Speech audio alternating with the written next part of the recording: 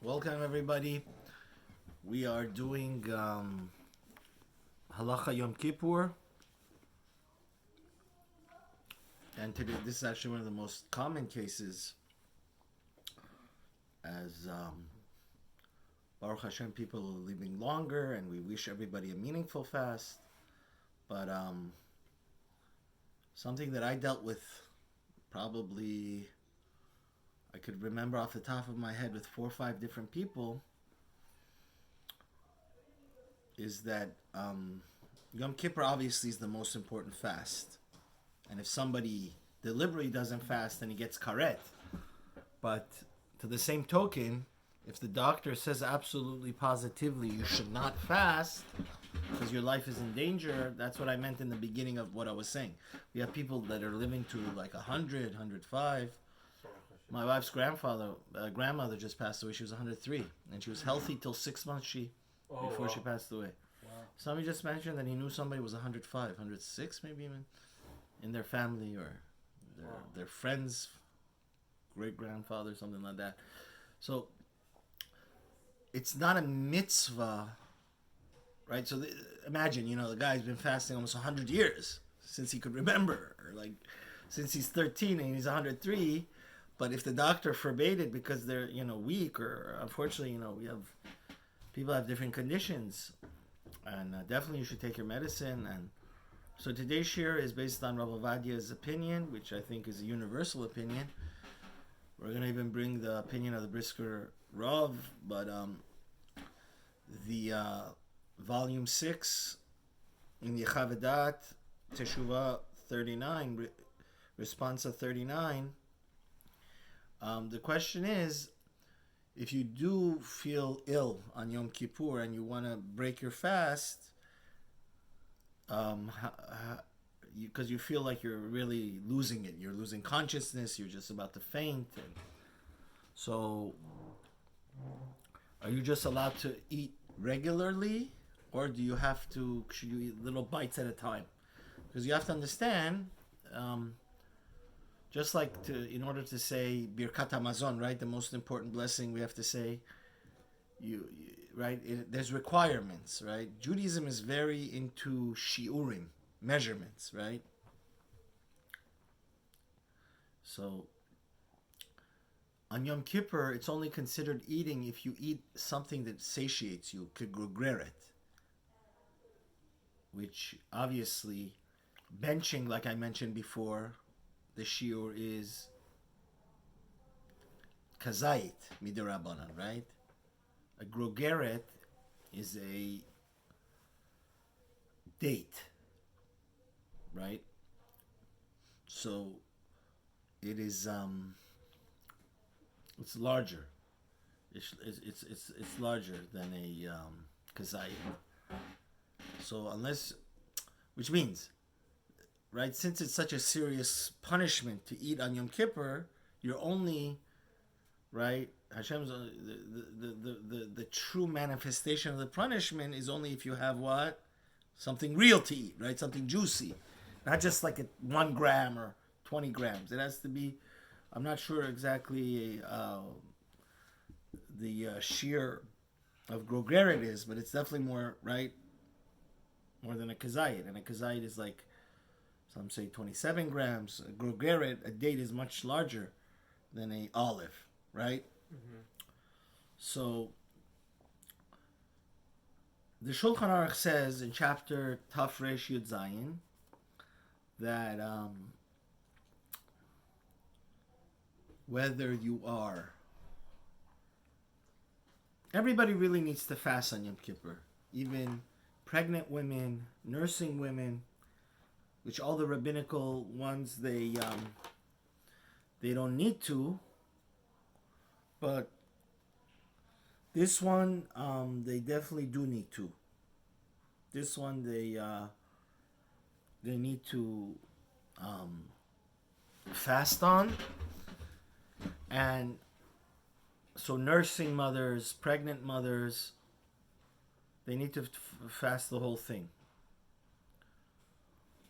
But there's an interesting halacha where actually, I don't know if it medically applies anymore. I didn't have enough. I was actually going to give shir on something else, but somebody insisted right before, a few hours ago, I should give it on this. So, but there's an interesting case based on the Gemara in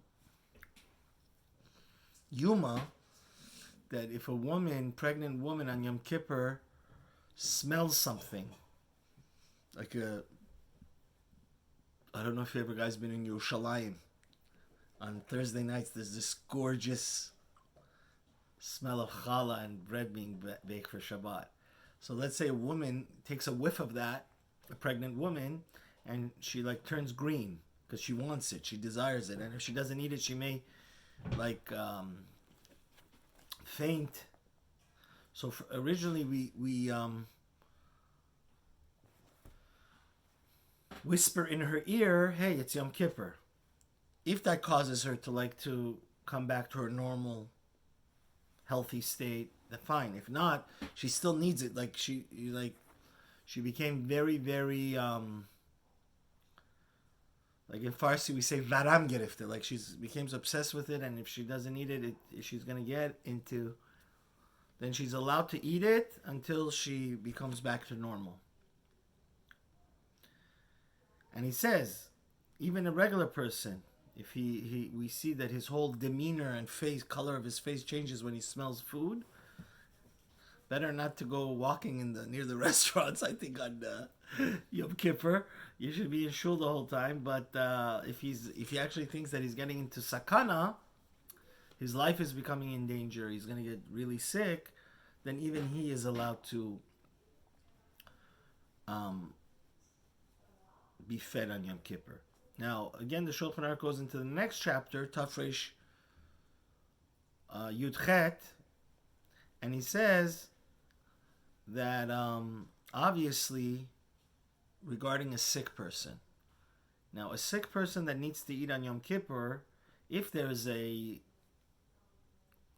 official doctor, a licensed doctor, that even if he's non-Jewish, obviously if your doctor says, like, that's what I better get in the shirin, right? If your licensed doctor tells you should not fast, you don't need to fast, right?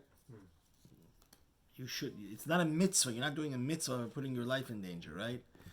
Because the same way we desecrate Shabbat, and Baruch Hashem, we have probably thousands of organizations throughout the world now, if not hundreds of...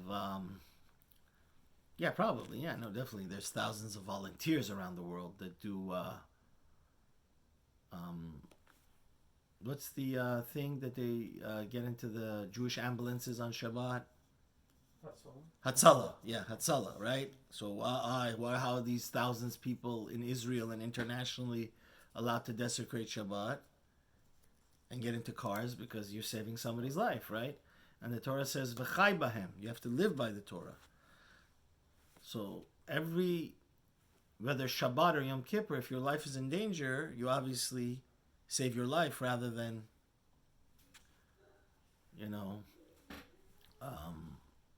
sacrificing your life for the sake of fasting. No, that's absolutely wrong. Your life is more sacred, right? You're going against the Torah. So now, let's say somebody, whether a Jewish or non-Jewish doctor says he needs to eat, he needs to eat.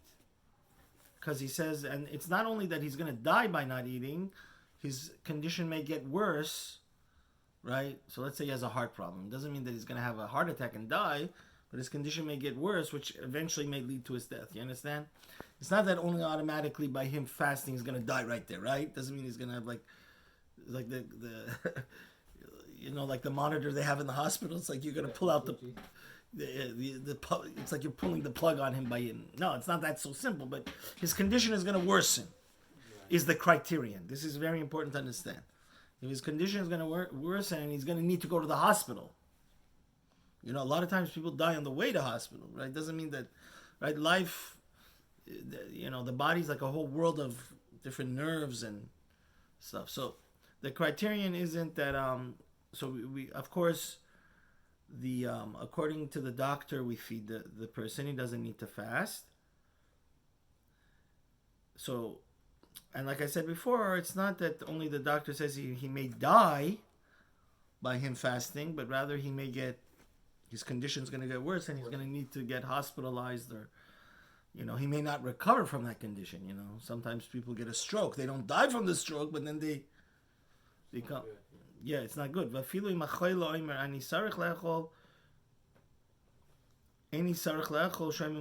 Right? Obviously, the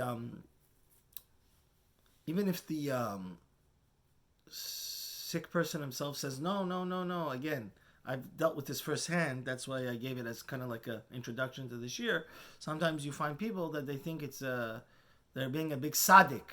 They're being very pious and righteous by not eating, but the doctor would override this sick person. So the rabbi or the prudent person that's there should knock some sense into the sick person and say, listen, this is the right thing to do, is to what? Eat. Now, there's another Gemara that says, if possible, it's best to eat in small increments, right? Because again, that's how I started the shir, right? So, let me just say one important thing. There's something called Chatzi Shir Aser Min HaTorah, which means a person only gets the punishment of karet if he has the size of a date, a grogeris. Even half of that would be forbidden from Torah law, but you don't get the severe punishment. You understand? There's a halacha Moshe. There's a rabbinical law, which I believe is a halacha Moshe Sinai, that Chatzi Shir Aser Min HaTorah, which means it's not even rabbinic, it's Min HaTorah. Even to have half of a date on Yom Kippur, it's not that the rabbis made that up. God himself forbid that in our oral tradition to Mount Sinai. But you don't. The full-fledged punishment is if you have the size of a date. So therefore, there's a Gemara in Kritut that says that if possible, if we could have less than a date, and also when you put intermission in between each bite of the food that you take, it's not bechlea achvilas pras, right? Because what satiates you when you eat the whole thing quickly, right? But if you put a thing, so that's the right halachic thing to do. So Rav Avadia says that if somebody is sick or potentially getting into dangerous sickness, that he's going to need to be hospitalized or pass out, or right, or he feels heart murmur or something like that, and it's always good to have a when in doubt, consult with your rabbi, consult with your doctor. And definitely any medicine, if you don't take it, even if there's a 1% chance you're going to fall into danger, take your medicine. And you could even use a small spoon of water to think, because you don't want to also choke and then, right? If possible, you could create a lot of saliva in your mouth and swallow with that. If it's a small pill, some of the pills are big, so obviously you take the amount of water to swallow it. That's not considered breaking your fast even, because But so if somebody already has a prerogative from the doctor that they're in danger by fasting, then it's best to prepare. Now, how should they prepare? They should prepare bites of food, like a cracker with peanut butter, which also has protein, or a protein bar, whatever. You should cut it into pieces that are a little bit less than 30 grams, because we don't want to get to the size of a date. We want to get a little bit far away from that, right? So, and then you take a bite, like Rav Avadia says over here, like you take it at 8 a.m., then you wait 10 minutes. So the formula is less than 30 grams, like 29 grams. And if you weren't able to prepare it before Yom Tov, before Yom Kippur, you could even measure it on a scale, better not to do it on an electronic scale, like a manual scale on Yom Kippur. But cut it into pieces that are less than 30 grams and wait 10 minutes, then have another piece. Like, for example, if you started at 8, have it at 8:10. Then the next piece at 8:20. And if the Rashba says, and this is the halacha that Rav Avadia paskins, like, that if already you are clearly satiated, then you shouldn't continue eating, right? ואם יודע החולה בביאור שאכל 2 או 30 פרסות, and also you could, right? Guys, an ounce of preparation is the best thing, because a lot of times people, when you're organized and you know beforehand, right? The doctor told you not to fast, so you basically say, beforehand, I know that I'm gonna have pieces less than 30 grams. I'm gonna wait 10 minutes, and if the doctor also okays that, then you're good. And if you, especially if you talk to your doctor and you had, like, you say, doctor, if I take 2-3 pieces of these protein bars or whatever food you're eating that's less than 30 grams, am I going to be in danger anymore? And the doctor says, no, you're not going to be in danger anymore. So it's no mitzvah to continue, right? Because really we want to put it to a bare minimum, right? Now drinking is the same thing. Drinking, the shear is for how much a regular person has a majority of a revi'id, which is around 40 grams. So you should put a cup that holds around an ounce or a little bit more than an ounce, like 1.3 ounces is around 39 grams. One of those, those small tiny cups? They're like the little kiddish ones? Yeah, the tiniest ones. Those are like 3/4 of an ounce, or they're 1 ounce. That's fine. You could drink a little bit of that, wait 5 minutes, and then next one till you get, out of the danger zone. But, again, sometimes the person is so thirsty, they've been fasting, like they went the extra mile, and so it's not going to cut it to wait 5 minutes. And so then Rav Ovadia says the best thing to do is like to take a large spoon, like a tablespoon or something that's a little bit, salad spoon that's a little bit bigger, and quickly put it in the water and drink so you don't zone out and get into a danger, right? But again, if the doctor says no, this is not the person's medical condition is so that this whole formula we stated for the last 5-10 minutes is not going to help, then you just you don't need to follow any of that protocol we mentioned. You could eat as much as you want. Have 50 grams, have a sandwich, because you do whatever your doctor says. Again, because I just want to say, I learned in depth this sugya in Hilchot Shabbat, and if you look at the Talmudic, the Shulchan Aruch is based on 3 pillars: the Rambam, the Rosh, Rabbeinu Asher, and the Rif. When you learn the sugya be'iyun in the Rosh, he keeps on bringing this idea, Safek nefashos lahakil.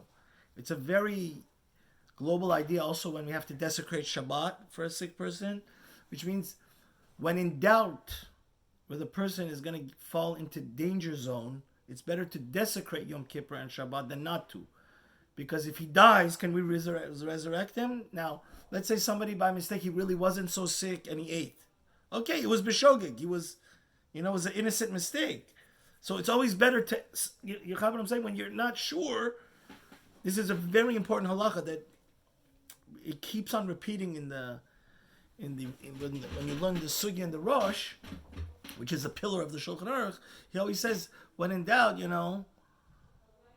because it's always better to side on the safer side of living, right? Because if you miscalculate and you go the other way, ain't nobody gonna bring you back. We don't have Eliyahu Hanavi, So that's the bottom line. So if the doctor says that it's not gonna cut it, this 1 ounce, 1.3 ounces to drink at a time and wait 5 minutes, then you listen to the doctor. We don't want to chas v'shalom the guy to get hospitalized and chas v'shalom even potentially thing, and eat as much as you want. The bottom line is there's nothing that would stand before your life being in danger, right? Because in the Torah it says all the Torah is coming to give us life, Not chas v'shalom by us keeping the Torah we're going to die. The only exception to that, which is not pertinent today, is the 3 cardinal sins, right? But Yom Kippur is not one of the 3 cardinal, right? So even if you have a doubt whether you're about to fall into danger and become hospitalized, then you break the fast. We have to live by the Torah, not die by it, and all the Torah's shalom, right? And I'll tell you an amazing story about Yisrael Salanter, which not only my yeshiva is named after, but he was the Gadol Ador. He wasn't only the giant of ethics, but he was a giant halachic Gadol that even the Hasidim respected him. Everybody respected him. When there was a cholera breakdown in his city, on like today, this year Shabbat falls on Yom Kippur, he made kiddush for the people and made everybody drink. He spent his whole Yom Kippur not in shul, in the yeshiva. He was feeding the people because, again, a lot of people were dying from this, it was a type of like COVID, pandemic, yeah, type of like thing. And sometimes, again, it's absolutely wrong. And it's important for a rabbi if somebody has a parent or grandparent or somebody that is, sometimes people, they just don't know this shiur, they don't know the halacha, they think, it's better to be machmir. And chas v'shalom, they get hospitalized, and after they hospitalized, they could die. So we need to educate people. So I guess it was hashgacha pratis, even though I was going to give the shiur about Hilchot Tshuva, we ended up giving this. And Hashem should keep everybody healthy, wealthy, and safe. Hashem should give peace, watch over our soldiers, free the hostages, and give everybody. This should be the year that Mashiach comes. We need peace in the world, and everybody should have a meaningful fast. That through this fast and our teshuvah, we should bring Mashiach Tzidkenu. Amen.